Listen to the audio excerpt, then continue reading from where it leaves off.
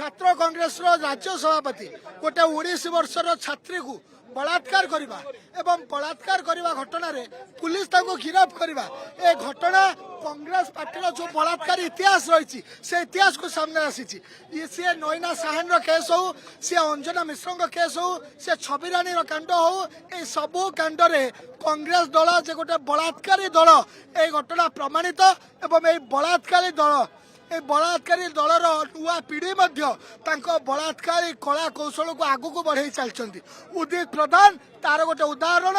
एवं उदित प्रधान जी ताकू कांग्रेस पार्टी सभापति भाव अपॉइंटमेंट करते राज्य सभापति भक्त दास सी 3-4 दिन तले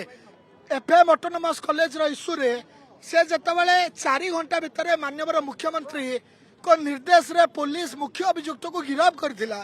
2 थर माननीय मुख्यमंत्री पीड़िता को एम्स रे भेटिया पे जाइथिले एवं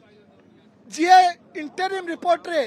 द्वितीय अभियुक्त प्रिंसिपल को गिरफ्त कर सत्वे से माने मुख्यमंत्री उच्च शिक्षा मंत्री इस्तीफा दाबी करथिले आधार थिला नैतिकता